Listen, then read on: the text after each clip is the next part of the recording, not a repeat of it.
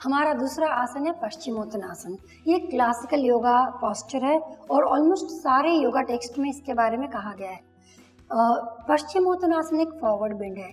पश्चिम मतलब वेस्ट, यानी कि जब हम फॉरवर्ड बेंड करते हैं तो हमारे शरीर के पीछे का भाग दिखता है, और जैसे कि सूर्य ईस्ट से आता है तो वेस्ट, हम लोग सूर्य को नमस्कार कर रहे हैं तो जो हमारा पीछे का भाग होता है वो वेस्ट हो जाता है। इसी तरह इस आसन को करने के दौरान पीछे का भाग प्रोमिनेंटली दिखता है, इसलिए इसको पश्चिमोत्तानासन कहते हैं।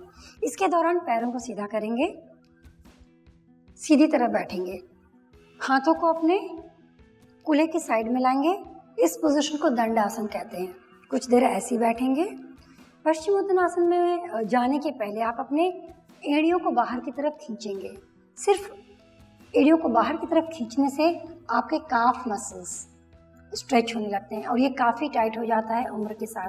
तो हम लोग अपने एड़ियों को खींचते हुए बाहर की तरफ ले जा रहे हैं और टोस को अंदर की तरफ ला रहे हैं। शरीर को सीधी रखेंगे। पैर के पूरे नीचे वाले भाग को अच्छी तरह से स्ट्रेच मिल रहा है, तो आपके नॉर्मली बैठने उठने में जो टाइटनेस हो जाता है वो काफ़ी रिलीज़ हो जाएगा। और एक हम हमेशा कोशिश करते हैं कि हम अपने घुटने को टच कर सकते हैं खड़े होके बैठ के, और वो एक फ्लेक्सिबिलिटी का बहुत ही बड़ा मेज़रमेंट है। तो आप अगर ग्रेजुअली करते रहें तो आपकी फ्लेक्सिबिलिटी काफ़ी इस तरह से बढ़ती जाएगी। तो हम लोग शुरुआत करेंगे, बहुत स्लो शुरुआत करेंगे, स्टेजेस में करेंगे। जिस स्टेज पे आकर आपको लगे कि नहीं अब मुझे ये कंफर्टेबल नहीं लग रहा, हम वहीं रुक जाएंगे। अगर किसी तरह का कमर दर्द हो तो हम लोग पश्चिमोत्तानासन को हाफ करेंगे, पूरी नहीं करेंगे, इसका आप ध्यान रखें। सो इस पोजीशन में जाके हमने सांस लेते हुए हाथों को ऊपर की तरफ ले गए और इसको ऊपर खींचेंगे। खींचते समय अगर आप देखेंगे तो शरीर और भी हल्की होती जा रही है। सांस को नहीं पकड़े, शरीर को हल्का कर रहे हैं। थोड़ा पीछे की तरफ जाएंगे जिससे कि आप रेंज ऑफ मोशन को बढ़ा दें, और सांस छोड़ते हुए ऊपर की तरफ देखेंगे, नीचे नहीं देखेंगे। अगर आपने नीचे देखा और नीचे आए तो आपका range of motion already reduce हो गया, आप उसको नहीं बढ़ा सकते हैं। तो हम ऊपर की तरफ देखेंगे और देखते हुए सामने की तरफ आएंगे, सांस छोड़ते हुए हाफ आकर टोस को पकड़ेंगे और फिर से टोस को पकड़ते हुए अंदर की तरफ ले जाएंगे। इसको लॉक करेंगे, हाथों को स्ट्रेट ले जाएंगे। ऐसा करने से आपकी रीढ़ की हड्डी काफ़ी स्ट्रांग हो जाएगी, आपके ग्लूटियल मसल्स यानी कि कूल्हा वगैरह काफ़ी स्ट्रांग हो जाएगा, और आपका जो हैमस्ट्रिंग्स है यानी कि पैर के पीछे का भाग वो खुलने लग जाएगा। इसको करने से आपको काफ़ी आराम मिलेगा, काफ़ी सारे दर्द निकल जाएंगे और बहुत सारे स्टिफनेस निकल जाएंगे। 10 सेकंड तक यहाँ पकड़ेंगे, शरीर को बैक को कॉन्केव पोजीशन में ले जाएंगे थोड़ा ऊपर की तरफ। सांस छोड़ते हुए आप अपने कोहनियों को मोड़ेंगे। कोहनियों को स्लोली मोड़ते हुए आप कोहनियों को घुटनों के करीब लाएंगे।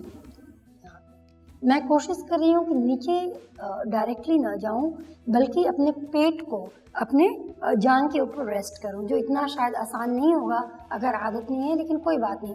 कोशिश की करने के दौरान भी काफ़ी सारे स्ट्रेचेस आपको मिल जाएंगे। सो कोहनियों को घुटनों की तरफ लाएंगे और शरीर को आगे पुश करते हुए पेट को जांघ पे ले आएंगे।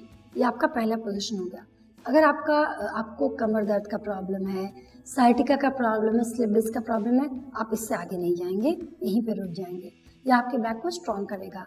अगर ऐसा कोई भी प्रॉब्लम नहीं है तो आप यहाँ से अपनी कोहनियों को बाहर की तरफ ले जाएंगे और सांस छोड़ते हुए शरीर के ऊपरी भाग को शरीर के नीचे वाले भाग पर रेस्ट करेंगे। टोस को अंदर की तरफ लाएंगे। अंत में लास्ट में आपका फोरहेड नीचे की तरफ आएगा। कोहनियों को एक दूसरे से दूर ले जाएं और ऊपर की तरफ। ऐसा करने से आप स्ट्रेंथ बिल्डिंग कर रहे हैं, और अगर आप रिलैक्स करना चाहें तो कोहनियों को नीचे ला दीजिए। 20-30 सेकेंड तक होल्ड करेंगे। स्लोली सांस लेते हुए सर को ऊपर की तरफ लाएंगे, हाथों को सीधा करेंगे, स्ट्रेच करते हुए शरीर को स्ट्रेच कीजिए और फिर सांस लेते हुए हाथों को ऊपर ले आएंगे और रिलैक्स करेंगे। तो ये था आपका पश्चिमोत्तानासन। ऐसा करने से अगर आप देखेंगे तो हमारे शरीर के जो पीछे का भाग है उसको काफ़ी अच्छा स्ट्रेच मिल जा रहा है, और जो आगे का भाग है जैसे कि पेट वगैरह, छाती को काफ़ी अच्छा मसाज मिल जा रहा है। ऐसा करने से अगर आपको डायबिटीज़ का कुछ प्रॉब्लम है तो आपके पैनक्रियाज स्प्लीन को काफ़ी अच्छा मसाज मिल जाता है। किसी तरह का डाइजेस्टिव प्रॉब्लम है, औरतों में रिप्रोडक्टिव इश्यूज़ है, हार्मोनल इम्बैलेंस का, उससे काफ़ी हेल्प मिल जाता है।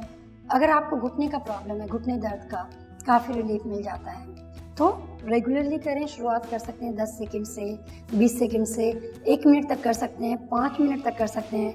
मतलब मुझे इतना आराम मिलता है इस पोस्चर को करके कि मैं 10 मिनट तक करती हूँ, बट उसके लिए आपको ग्रेजुअली डेवलप करना पड़ेगा।